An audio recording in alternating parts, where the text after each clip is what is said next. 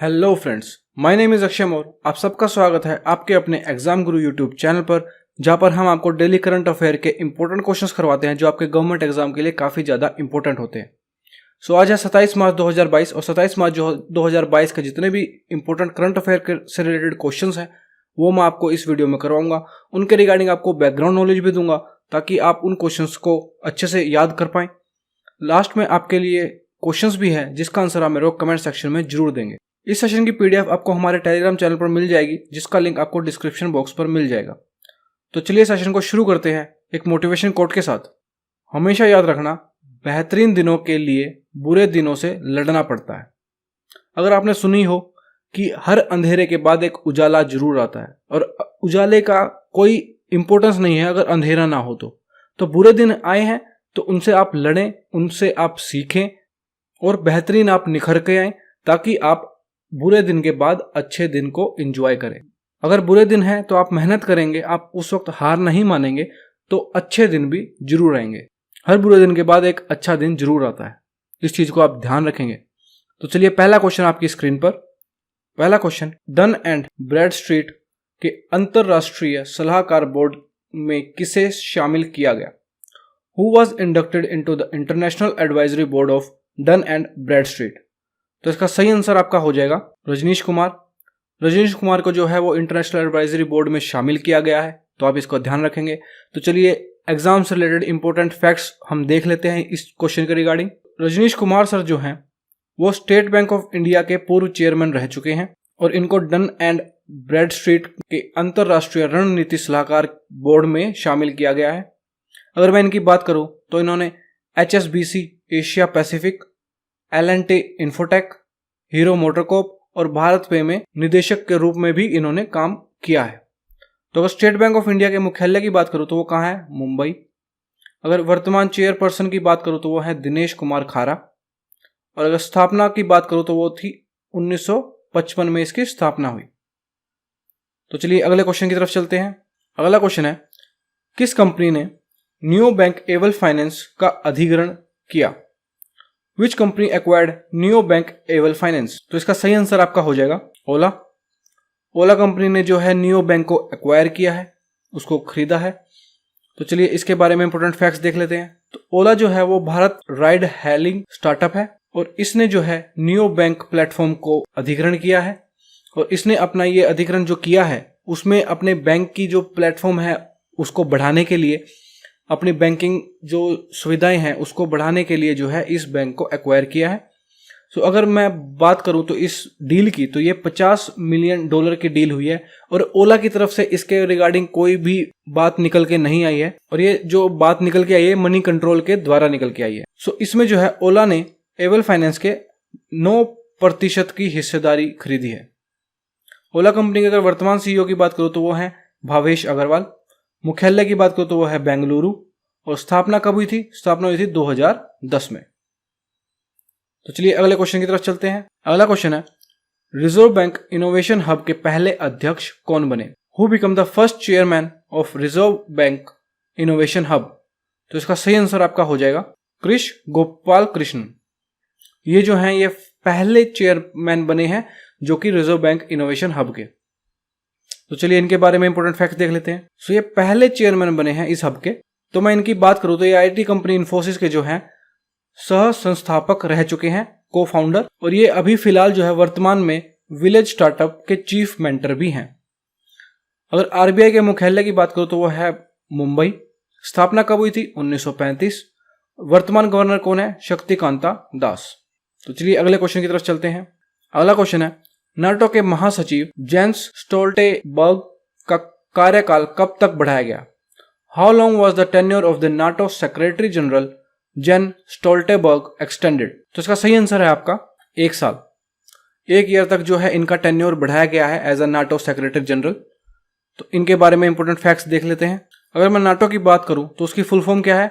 उत्तरी अटलांटिक संधि संगठन, नॉर्थ अटलांटिक ट्रीटी ऑर्गेनाइजेशन। इसके महासचिव के रूप पर ये कार्य कर रहे थे और इनका जो टेन्योर है वो अब जब खत्म होगा वो होगा 30 सितंबर 2023 को। सो अक्टूबर 2014 से जो है नाटो के महासचिव के रूप में नामित है और ये जो है नॉर्वे देश के पूर्व प्रधानमंत्री हैं। अगर मैं नाटो की स्थापना की बात करूं तो वह 4 अप्रैल 1949। मुख्यालय की बात करूं तो वह है बेल्जियम। ठीक है, तो चलिए अगले क्वेश्चन की तरफ चलते हैं। अगला क्वेश्चन है, नीति आयोग द्वारा जारी निर्यात तैयारी सूचकांक 2021 में शीर्ष स्थान पर कौन सा राज्य रहा? Which state topped the Export Preparedness Index 2021 released by NITI Aayog? तो इसका सही आंसर आपका हो जाएगा गुजरात। गुजरात जो है वो शीर्ष स्थान पर रहा, फर्स्ट प्लेस पर रहा इस इंडेक्स में। तो चलिए इसके बारे में इंपॉर्टेंट फैक्ट्स देख लेते हैं। ये जो है 2021 का जो ये इंडेक्स हुआ है, ये दूसरा संस्करण है इसका, और दूसरी बार भी जो है गुजरात शीर्ष स्थान पर रहा, फर्स्ट प्लेस पर रहा, पहले में भी और दूसरे में भी। अगर मैं इसकी अंक की बात करूं तो गुजरात ने जो है 78.86 अंक प्राप्त किए, और वहीं पर दूसरे स्थान पर है महाराष्ट्र जिसने 77.14 अंक प्राप्त किए। और अगर मैं तीसरे स्थान की बात करूं, तीसरे प्लेस पर कर्नाटक रहा और चौथे पर रहा तमिलनाडु। और अगर मैं केंद्र शासित प्रदेश की बात करूं, यूनियन टेरिटरी की बात करूं, तो उसमें जो दिल्ली है वो शीर्ष स्थान पर रहा। अगर मैं गुजरात के सीएम की बात करूं तो वो हैं भूपेंद्र भाई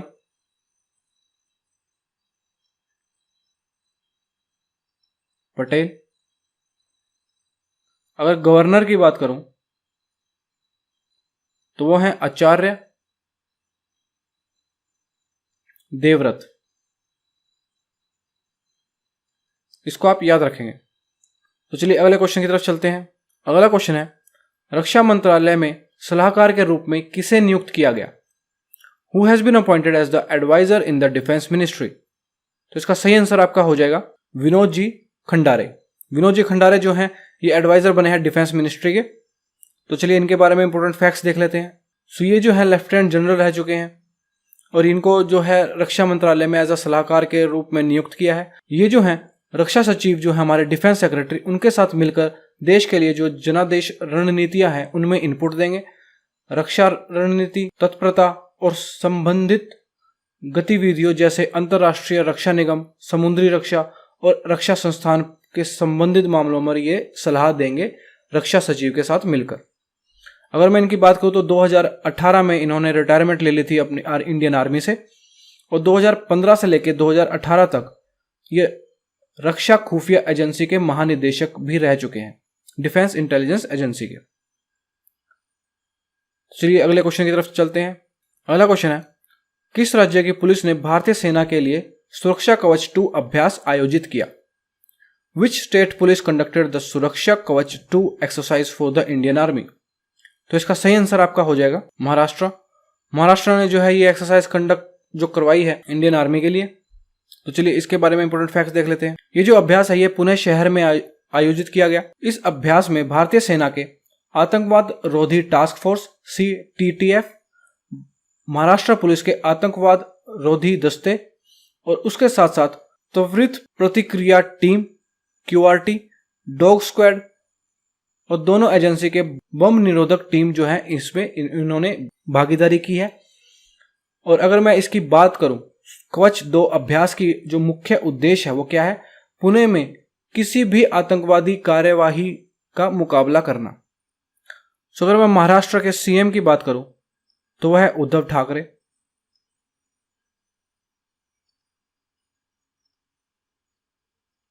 अगर मैं गवर्नर की बात करूं तो वो हैं भगत सिंह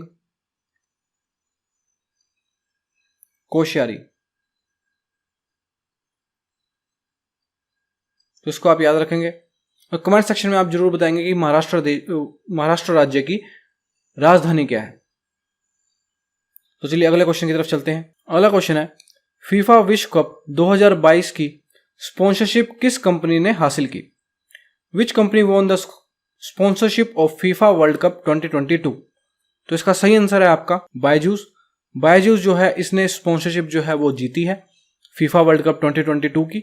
तो चलिए इसके बारे में इंपॉर्टेंट फैक्ट्स देख लेते हैं। बायजूस ने ये स्पॉन्सरशिप जीती है और ये पहली भारतीय कंपनी है जिसको स्पॉन्सरशिप ये मिली है। और ये जो फीफा वर्ल्ड कप है ये कतर में आयोजित होगा और इसकी शुरुआत 21 नवंबर 2022 से होगी और इसका फाइनल जो है वो 18 दिसंबर 2022 को आयोजित किया जाएगा। और फीफा वर्ल्ड कप में पूरी दुनिया में से 32 देश जो हैं वो हिस्सा लेंगे और 2018 की अगर मैं बात करूं फीफा वर्ल्ड कप की, तो उसमें फ्रांस ने क्रोएशिया देश को हराया था। अगर मैं बायजूस कंपनी की स्थापना की बात करूं तो वो थी 2011 को। तो चलिए अगले क्वेश्चन की तरफ चलते हैं। अगला क्वेश्चन है, Hyundai मोटर्स ने किसे अपना ब्रांड एम्बेसडर बनाया? Who has been made by Hyundai Motors as its brand ambassador? तो इसका सही आंसर आपका हो जाएगा अदिति अशोक। अदिति अशोक को जो है ब्रांड एम्बेसडर बनाया है Hyundai मोटर्स ने। चलिए इनके बारे में इंपॉर्टेंट फैक्ट्स देख लेते हैं। Hyundai मोटर्स ने जो है अदिति अशोक को जो है अपना ब्रांड एम्बेसडर बनाया है। और ये कौन सा स्पोर्ट्स खेलती हैं? तो ये खेलती हैं गोल्फ, और ये 2020 की अर्जुन पुरस्कार विजेता भी हैं। अगर मैं Hyundai मोटर्स की बात करूं तो इनका जो लक्ष्य है इनको एज अ ब्रांड एम्बेसडर बनाने का, सो वो क्या है? वो है युवाओं के बीच में कनेक्टिविटी लाना। क्योंकि अगर ये जो अदिति अशोक हैं ये युवा हैं, इनकी जो फैन फॉलोइंग है वो एक यूथ है, उसके साथ अगर ये कनेक्टिविटी बना पाते हैं तो उसके लिए इन्होंने अदिति अशोक को जो है अपना ब्रांड एम्बेसडर बनाया है। अगर मैं Hyundai कंपनी के मुख्यालय की बात करूं तो वो है सियोल, जो कि साउथ कोरिया में है। अगर मैं स्थापना की बात करूं तो वो थी 1967। और अगर मैं फाउंडर की बात करूं तो वो है चुंग जू यंग।